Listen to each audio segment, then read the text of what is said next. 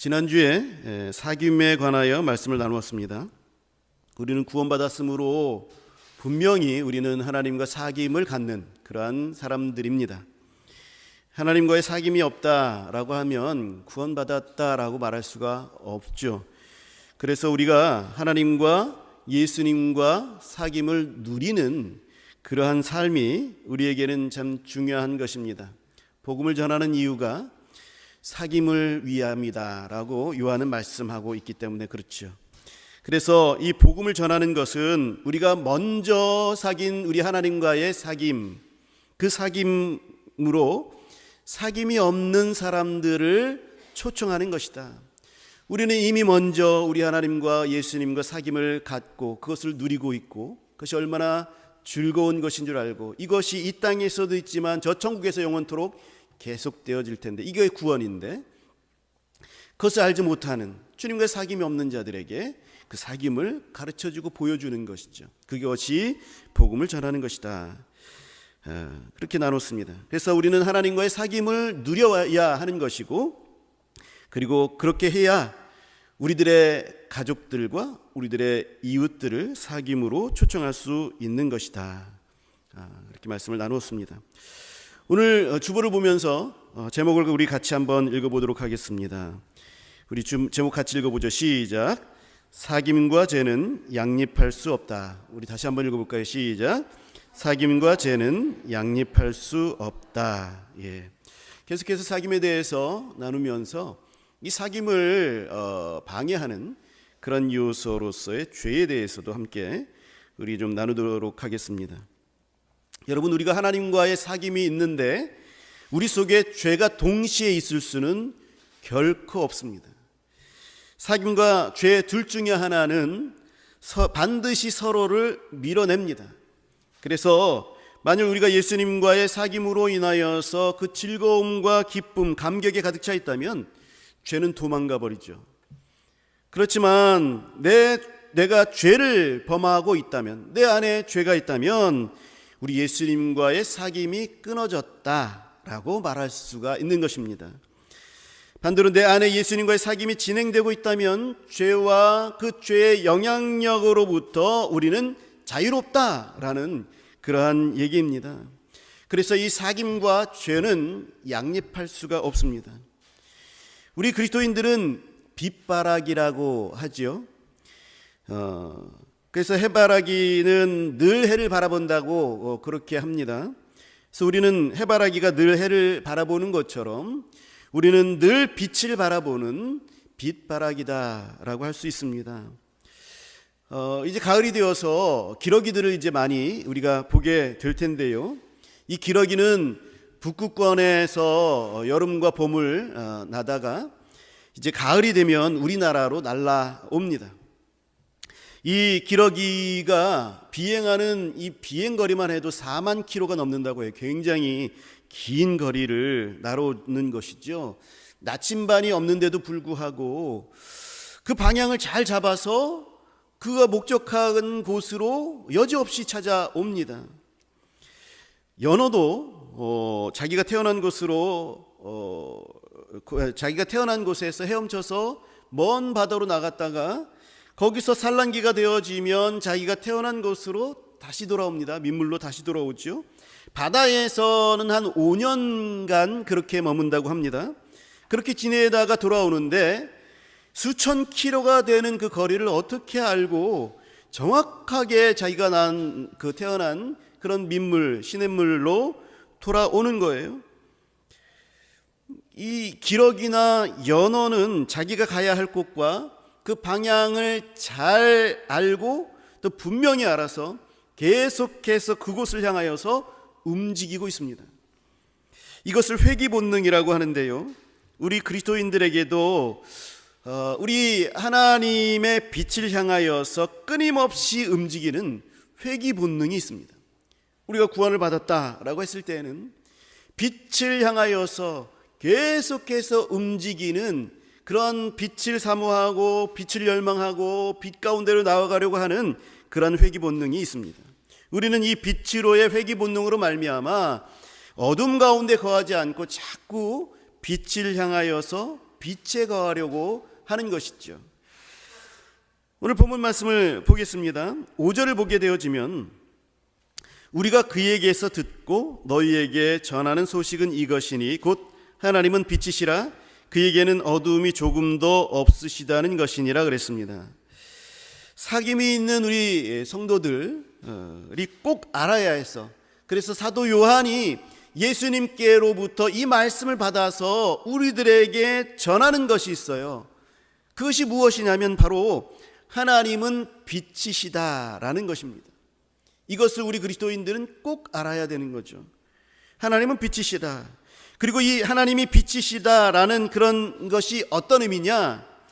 그에게는 어두움이 전혀 없으시다라는 의미, 여기가 들어있는 거죠. 어두움은 죄와 죄의 영향력을 말하는 것입니다. 하나님이 빛이시다. 하나님이 빛이시다라는 것은 하나님께로서는 전혀 어두움이 없다. 이 어두움이라는 것은 죄와 죄의 영향력이다. 그러므로 우리 하나님께 이 죄라는 것들과 죄의 영향력에는 근처에도 올 수 없다라는 것을 말하는 것입니다. 요한이 우리에게 말하고자 하는 것은 하나님이 빛이시기 때문에 어두움이 함께 있을 수 없다라는 것입니다. 우리가 하나님과 사귐이 있으면 우리는 빛에 거하게 되죠. 왜냐하면 하나님은 빛이시기 때문에 우리가 빛 가운데 함께 거하는 것이죠. 그래서 빛은 어두움을 내어 쫓기 때문에, 어두움과 함께 있을 수 없기 때문에 우리가 하나님과 함께 거하면, 사귐이 있으면 나에게도 어두움이 존재할 수가 없는 거죠. 어두움이 내게 가까이 있을 수가 없는 것입니다. 만일 내게 반대로 어두움이 있게 된다라고 했을 때에는 나와 빛이 함께 거하지 못한다. 그래서 사귐이 끊어진 것이다, 이렇게 볼 수가 있는 것이죠. 그래서 내가 하나님 앞에서 범죄하였을 때에는 하나님과의 나와의 사귐이 끊어진 거예요. 그렇기 때문에 하나님께 어두움이 전혀 없다라는 이 말씀은요, 우리에게 기쁨이 되고 은혜가 되고 소망이 되는 말씀입니다. 복된 말씀이에요. 우리가 하나님과 사귀고 있다라고 할 때 그거는 곧 내 죄가 깨끗하게 되었다라는 것을 의미하기 때문에 그렇습니다.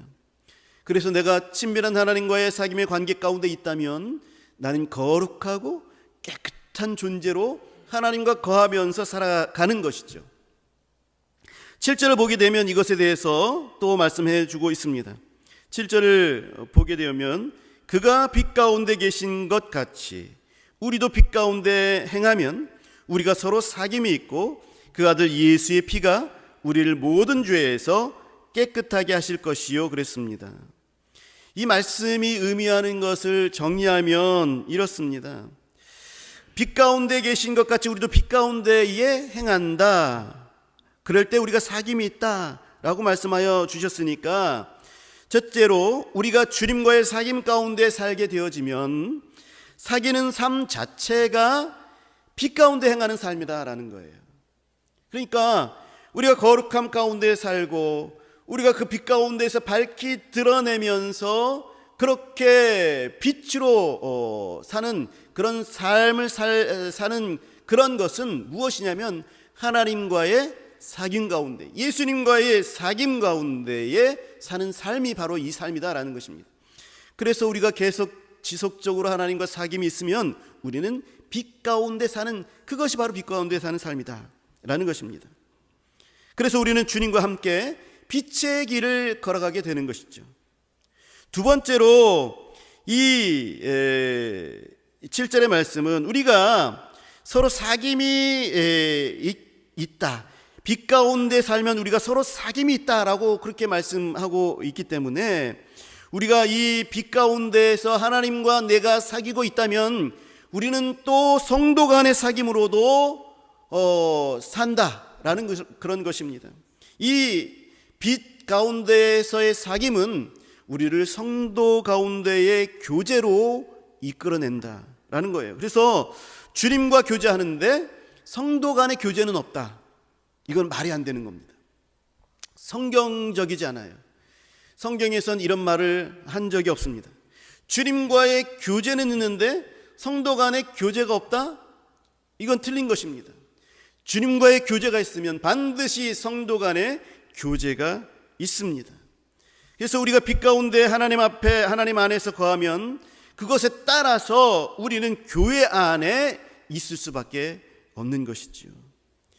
그래서 주님과의 사귐은 성도나 가족과의 사귐을 갖게 하는 그런 힘이 되는 것입니다. 원천이 되는 거예요. 그래서 주님과의 깊은 교제가 있으면 이 깊은 교제들을 성도들과 나누고 싶어 하는 거죠. 그리고 계속해서 우리 주님께서 성도들에 대해서 생각나게 하고 기도할 기도거리들을 주시기 때문에 기도하지 않을 수 없고, 내가 그를 위해서 기도하자면 찾아가서 같이 얘기하지 않을 수가 없는 거죠. 성도의 하나님과의 코유노니아가 있으면 성도 간의 코유노니아는 자연스럽게 반드시 있게 되는 것이다 라는 것을 오늘 본문이 말씀하고 7절이 말씀하고 있는 것입니다. 세 번째로 이 사귐이 있을 때에, 사귐이 있고 그리고 이렇게 빛 가운데 거하게 되어지면 그 아들 예수의 피가 우리를 모든 죄에서 깨끗하게 하실 것이다 라고 말씀하고 있기 때문에, 우리가 이 빛 가운데에 우리가 주님과 사귄다면 예수 그리스도의 피가 우리를 우리의 모든 죄에서 계속해서 깨끗하게 하신다라는 겁니다. 우리가 예수 그리스도를 영접하였을 때에 십자가에 단번에 돌아가신 예수 그리스도의 희생으로 말미암아 우리가 구원을 받았죠. 거듭났습니다. 그래서 우리의 모든 죄가 하나님 앞에서 씻김이 됐습니다.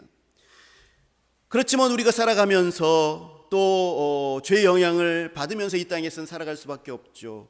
그렇기 때문에 우리가 또 하나님 앞에 범죄합니다. 우리들의 원죄는 하나님 앞에서 깨끗하게 씻김을 받았습니다. 그래서 의롭다 칭함을 받았지만 여전히 나의 연약함이 있어서 이 땅에서는 죄를 지으면서 범하면서 살아갑니다.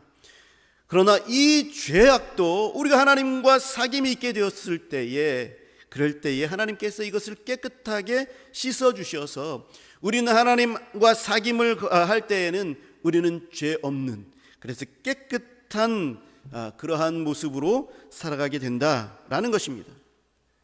빛이 있으면 어두움은 물러가는 것입니다.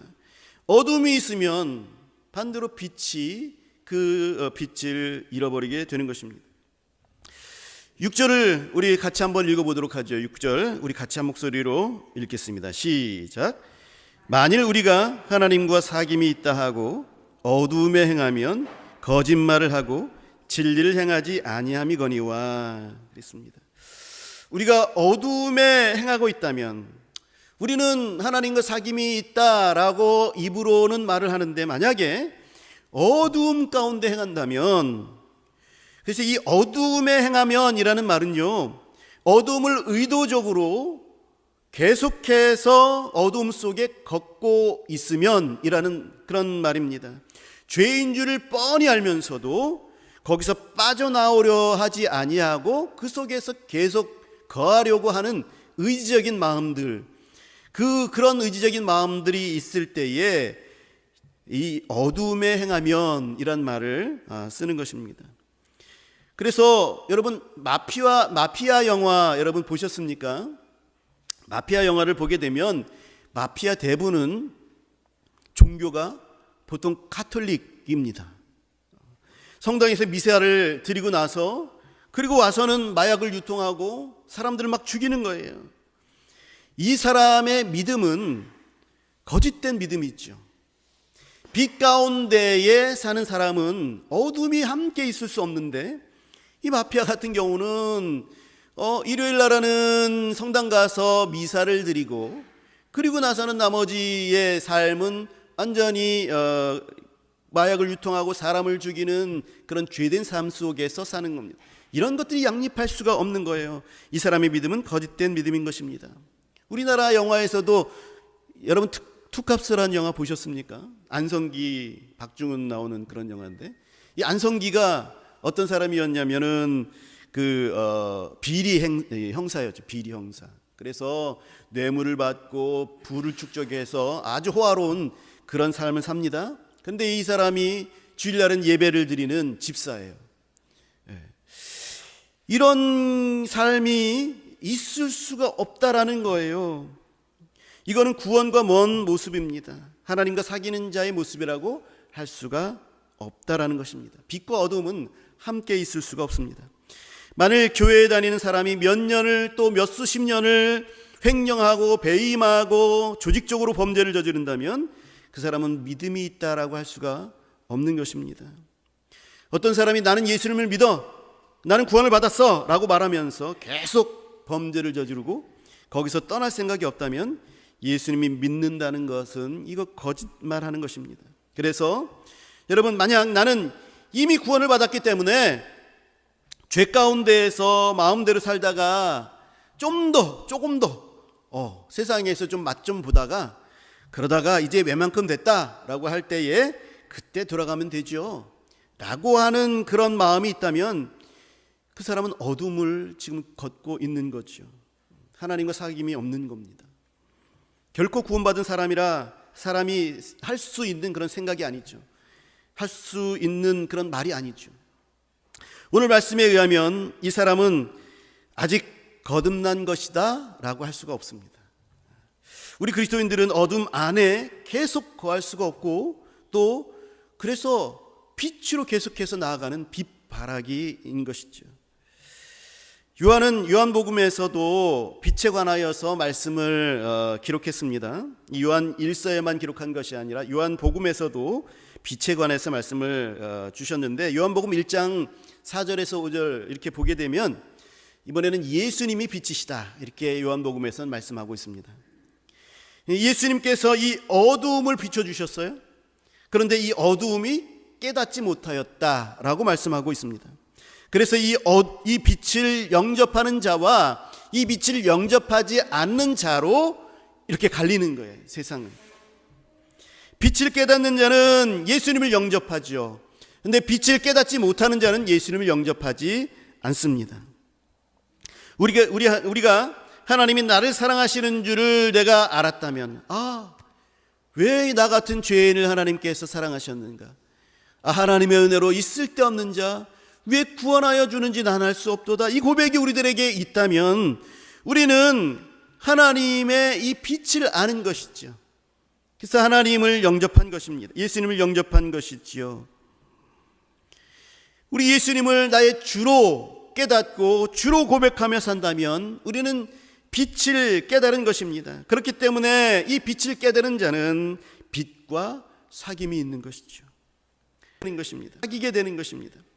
빛과 사귀는 자는 빛을 나타내는 그런 사람이 되는 겁니다. 그래서 너희는 세상의 빛이라 라고 우리도 빛이라 사도 바울이 말씀한 거죠.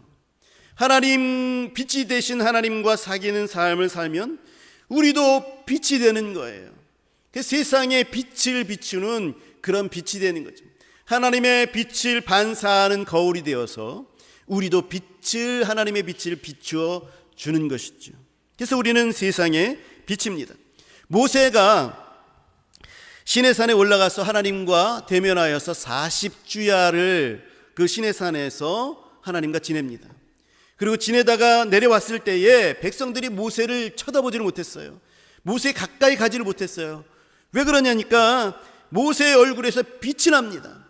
왜냐하면 빛 대신 하나님과 40일 동안 대면하면서 교제를 나누고 있다 보니까 모세의 얼굴에서도 그 영광, 하나님의 영광이 반사되어서 빛이 나는 겁니다. 그 빛이 나니까 백성들, 이 죄 많은 백성들이 하나님과 함께 있을 수가, 그 하나님의 그 영광의 빛, 그 거룩한 빛 가운데 같이 있을 수가 없는 거예요.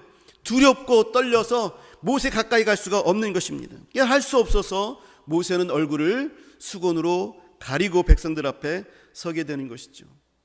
하나님의 빛을 40일만 대하여도, 하나님의 빛과 40일만 함께 있어도 이렇게 얼굴에 빛이 바랍니다. 우리가 하나님과 사귐이 있으면 우리가 그 빛 가운데 살기 때문에 그 빛이 우리들 얼굴 가운데에서 드러나는 거예요.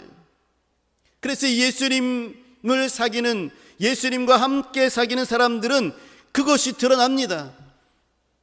예수 믿죠? 라는 말 들어보셨습니까? 이 빛이 드러나는 거예요. 내가 그 빛을 드러내든 드러내지 않든 간에 나는 주님과 함께 동행하면서 살게 되어지면 그것이 반사가 되어서 거울이 되어서 드러냅니다. 그래서 우리는 빛이고 우리는 소금이다, 성경은 말씀하고 있는 것이죠.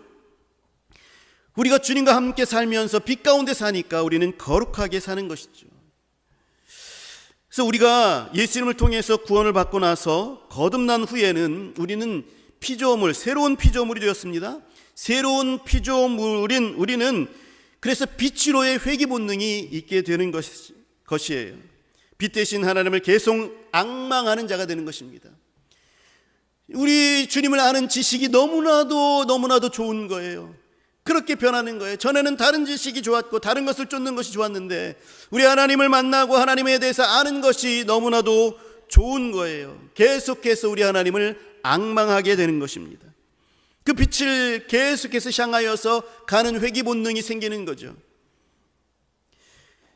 어둠의 유혹을 우리가 여전히 받죠, 이 세상에서는. 그렇지만 우리는 거기에 머물러 있을 수가 없습니다. 마르틴 루터가 이렇게 말했죠. 새가 내 머리 위를 날아다니게 하는 것, 이것에 대해서는 막을 수가 없지만 내 머리에 새가 둥지를 트는 것에 대해서는 우리는 막을 수 있다, 이렇게 얘기했습니다. 이게 무슨 말입니까? 죄의 유혹이 나에게 영향을 끼쳐서 내가 죄를 저지를 수 있습니다. 그렇지만 그 죄가 계속해서 내 속에 둥지를 틀고 자리 잡지 않게 할 수 있다라는 얘기죠. 우리는 어두움의 유혹에 잠깐 빠지더라도 빛 가운데에 다시 거하면서 예수님의 피로 깨끗함을 입는 회개의 생활을 하는 것입니다. 이게 그리스도인의 그런 신앙생활인 것입니다. 우리가 하나님과의 교제에 소홀하게 되면 유혹에 넘어가게 되죠. 왜냐하면 그 빛이 힘을 잃고 그러면 어둠이 그 자리를 대신하기 때문에 그렇죠. 빛과 사귄다라는 것은 우리 그리스도인들이 어두움을 견딜 수 없어서 빛을 사모하여서 빛과 함께 있다라는 것입니다. 우리들의 빛이 만약에 하나님과 예수님과 교제가 끊어지게 되면 우리들의 빛 역시 이렇게 어두워지게 되는 거예요. 어두움이 우리에게 다가오게 되는 것입니다. 이럴 때에 우리 그리스도인들은요, 회귀 본능이 있기 때문에 이 어두움을 견뎌낼 수가 없어요. 이것을 이 어두움이 내게 있다라는 것 자체를 내가 견뎌낼 수가 없는 거예요. 그렇기 때문에 계속해서 우리는 고통스러워합니다. 내가 하나님 앞에서 범죄하고 죄 가운데 있는 것에 대해서 내 양심이 이것을 버텨낼 재간이 없어요. 빛과 사귄다라는 것은 하나님의 빛이 우리 자신을 비춰준다라는 것이지 않습니까? 하나님의 빛이 이미 내게 있어서 내 죄악을 밝히 다 드러내는데 죄의 모습들이 계속해서 내게 보여주는 거예요. 어둠이 있다 할지라도. 그래서 회개하지 않을 수 없는 거죠. 이거 견뎌낼 수가 없는 겁니다. 회개하면 예수님의 피가 우리를 깨끗하게 해주시는 거죠. 그래서 그렇기 때문에 우리가 빛과 사귐이 있다면 지속적으로 죄를 범하는 것이 불가능한 것입니다. 성령께서 책망하시는 것을 우리는 결코 견뎌낼 수 없습니다. 성령께서 계속해서 내게 말씀하시고 권면하시고 도전하시고 잡아 이끄시고 채찍질하시고 책망하셔서 우리를 하나님께로 향하게 합니다. 성령이 하시는 역할이 바로 이것이죠. 우리들의 죄를 다 드러나게 하시는 것이고 죄를 견딜 수 없게 하시는 것이고, 그래서 나는 하나님 앞에서 회개할 수 있도록 하나님께서, 성령께서 이끌어 주시는 것입니다. 그래서 우리가 또다시 하나님과의 사귐 앞에 거할 수밖에 없게 되는 거죠. 나의 죄를 용서하시고 깨끗하게 되어서 하나님과의 사귐이 이어가게 되어지는 그런 삶이 계속해서 되풀이 되어서 결국에는 우리는 하나님과 사귐 가운데에서 거룩하고 깨끗한 모습으로 살아갈 수 있도록 성령님께서 계속 우리를 인도해 주시는 것입니다. 사랑하는 성도 여러분, 하나님과의 사귐과 죄는 그래서 양립할 수가 없어요. 그래서 빛을 볼 수 있는 자는 어두움 가운데 있는 것을 두려워합니다. 고통스러워합니다. 그래서 빛으로 계속 갈 수밖에 없는 것입니다. 그러니 사랑하는 성도 여러분, 빛으로 인하여서 내 죄된 모습이 드러났을 때에는 즉각 하나님 앞에서 회개하시기 바랍니다. 그게 지혜로운 거예요. 민기적거리면은 그게 고통스러운 거예요. 그게 나를 살려주는 것처럼 죄는 속이지만 결코 내가 살아나지 못합니다. 나는 계속해서 죽어갈 수밖에 없어요. 그것을 내가 견뎌낼 수가 없어요. 그냥 머물러 있지 마세요. 하나님께 속한 사람은 괴로울 뿐이기 때문에 그렇습니다. 그래서 예수님께서 말씀하셨죠. 사울이 예수님을 핍박할 때에 예수님께서 나타나셔서 말씀하셨죠. 어찌 가시채를 뒷발질하느냐. 그 가시채를 뒷발질하는 것이 고통이 있죠. 계속해서 가시가 자기 다리를 찌르기 때문에 그렇습니다. 죄 짓는 자리에서 속히 떠나야 합니다. 적극적으로 그리고 하나님을 만나는 자리를 우리는 찾아야 하는 것이죠. 하나님과의 사귐을 바탕으로 성도 간의 사귐을 가지는 것이죠. 하나님과의 사귐을 먼저 하고 그리고 가족 간의 사귐을 갖게 되는 것이죠. 이게 자연스럽게 이어지는 그러한 주님과의 사귐이 있을 때에 일어나는 것입니다. 우리 하나님은 빛이시기 때문에 빛과 사귀게 되면 우리는 빛 가운데 거하게 되고 빛으로 드러나게 되기 때문에 그렇습니다. 여러분, 아직 연휴가 이어지고 있습니다. 늦지 않았습니다. 우리에게 있는 하나님의 빛을 나타내기를 힘쓰시고 여러분, 그 빛을 나타내시는데 성공하시기를 축복합니다. 사랑하는 성도 여러분, 저와 여러분의 얼굴에서 하나님의 빛이 나타나기를 간절히 바랍니다. 그것이 세상에 드러나고 이것을 통해서 이 땅의 어두움을 밝힐 수 있는 그런 빛이 되시기를 우리 주 예수 그리스도의 이름으로 간절히 축원합니다. 기도하겠습니다.